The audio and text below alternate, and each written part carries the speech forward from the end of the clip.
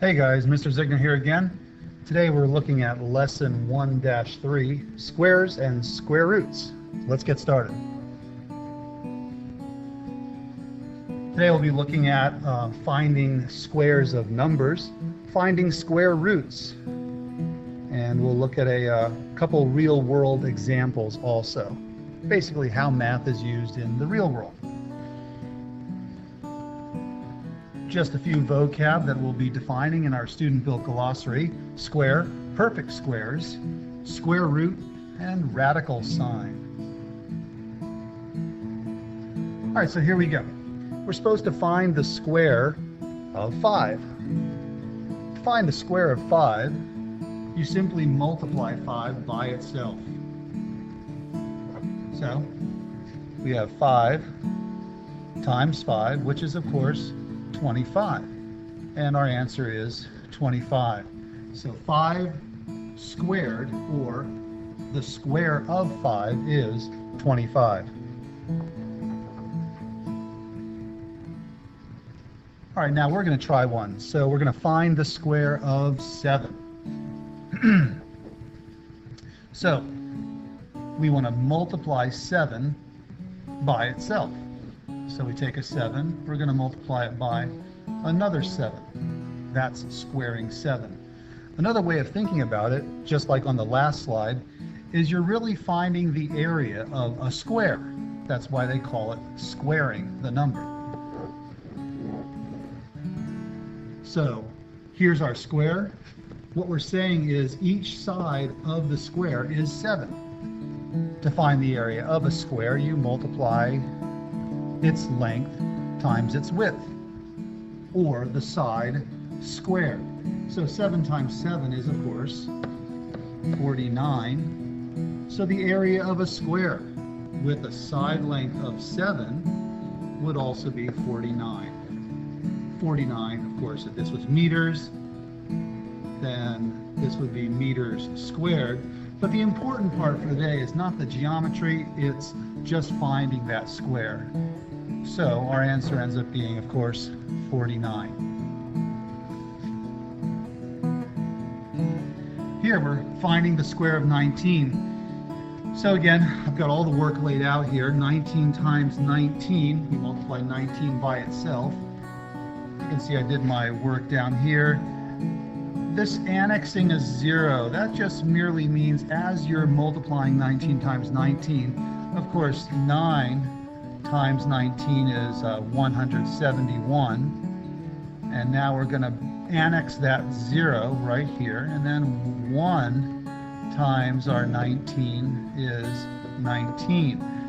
Now we just add all that up and we end up with 361. I know some of you, some of my students, use the lattice method for multiplying. This is a more traditional, old school way of multiplying, like Mr. Zigner was taught when he was younger, and maybe some of your parents as well.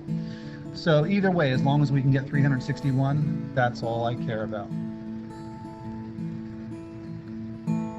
Now we're finding the square of 21. So finding the square of 21, we're multiplying 21 by itself, or against itself. 21 times 21, well, here's my way of multiplying. For those who do lattice, again, feel free. So we have 1 times 1 is 1, and 1 times 2 is 2. Now, on the previous slide, they said to annex a 0. And we put in that 0. Now we're multiplying this 2 by 1. Is 2. And 2 times 2 is 4. Add it all up, and we end up with a 1 here, a 4 here, and a 4 here. So 441. The square of 21, or 21 squared, is 441. Okay, here we go. Square root. So square root. A square root of a number is one of its 2 equal factors. So since 4 times 4 is 16, we can then turn that around and say the square root of 16 is 4. So Squaring a number and the square root are opposites of each other. Multiplying and dividing are opposites. Adding and subtracting are opposites. Now it turns out that squaring a number and that number's square root are also opposites. So now we're finding the square root of 36. By the way, we will eventually define it, but one of those vocab words was radical sign.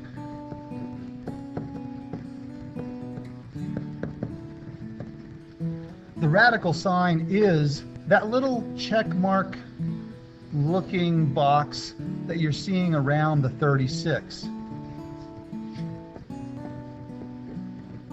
So that's the actual radical sign. It simply tells us to find the square root of the number that's underneath that sign. Well, since 6 times 6 is 36, we can turn that around backwards and say that the square root of 36 is 6. So what number times itself is 36? Well, as you, I'm sure, can guess and see the answer at the bottom of the screen, the answer is 6, because that 6 times itself is 36. So the answer to the square root of 36, well, that's 6.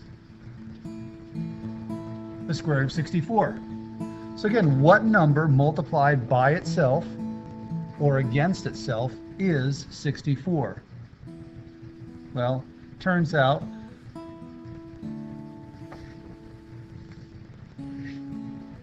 that 8 times 8 is 64. Therefore, our answer here is A. The square root of 64 is actually 8. Here they're saying we can actually use a calculator. I have to think about whether or not we're going to be using calculators in this chapter.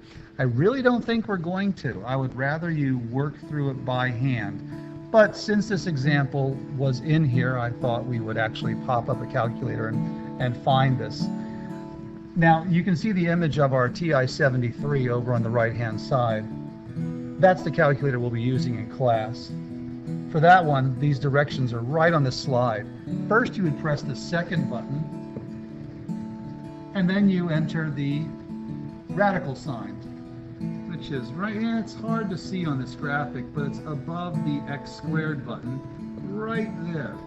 So you press second and then the radical sign, then enter the number 676. After that, of course, you press enter, and the answer should tell you 26. A slightly different procedure is used for the calculator on the computer.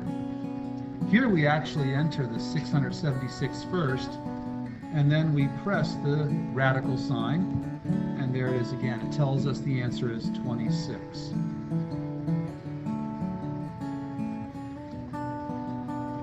Now we're finding the square root of 529. I'm going to try to avoid using the calculator here.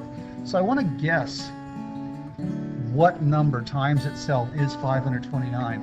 So I like to use benchmarks. So 10 times 10, or 10 squared, is 100. 20 squared, or 20 times 20, is 400. 30 squared is 900.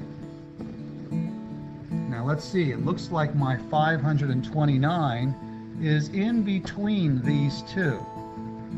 Well, it looks like my only multiple choice answer that's in between those two would be B, 23. But before we move on, let's check that. I guess it's time to bring back that calculator. I guess we could write it by hand, but we'll just use the calculator. So we're going to do 23 times 23. Is that indeed 529? Yep, there we go. 529. All right, here's one of those real-world examples. A checkerboard is a square with an area of 1,225 square centimeters. What are the dimensions of the checkerboard? The dimensions would be its length and width. Well, it's a square, so the length and the width would be the same length. The checkerboard is a square. By finding the square root of the area, that 1,225, you end up finding the length of one side of the board. Well, again, I'm using my benchmarks here, and 30 times 30 is 900, and 40 times 40 is 1600. So I need a number in between 30 and 40 because 900 is less than 1,225, and 1600 is a little bit more. So I know the answer is in between. Down here, our answer is already here, so we don't have to really figure it out. It's 35. Let's check that. This time, I'm going to leave that calculator alone and do this by hand. This is the kind of thing you would need to do. So 5 times 5 is 25. 5 times 3 is 15. Plus 2 is 17. Here comes that annexed 0. 3 times 5 is 15, carrying my 1. 3 times 3 is 9, plus 1 is 10. I'm going to add all that up, and we have 5. 7 plus 5 is 12. 1 plus 1 is 2. And bring that 1 down. There's that 1,225. Kyle is planting a new garden that is a square with an area of 196 square feet. What are the dimensions of Kyle's garden? What's your guess here? Well, we know it's a square. So I'm kind of thinking I can eliminate this answer. It's 12 by 14. That's not a square. That leaves me B, C, and D. Let's see, I know that 12 squared is 144. So I know it's more than that, but really 196 is not much more than 144. I know 13 squared is 169. Now I'm really close. Yeah, I bet it's 14 squared. If you didn't have that memorized, we'd of course have to either use the calculator or paper and pencil to figure that out. 14 times 14, we should be getting 196. Yep, there we go. So to wrap things up, to square a number, you're really just multiplying it by itself. Right up here, 3 squared, I know that's a rectangle, 3 squared is 9, versus the reverse of that would be the square root of 9 is 3. So let me write those down for you. 3 squared, or the square of 3, is 9. And then the opposite thing is true. The square root of 9 is 3. Up at the top it says, of course, to square a number, just multiply it by itself. And at the bottom you can see a square root of a number is, well, it's a value that can be multiplied by itself to give the original number. All right, well, thanks for joining me again for lesson 1-3, squares and square roots. There should be an assignment for you to submit on my website. Thanks a lot.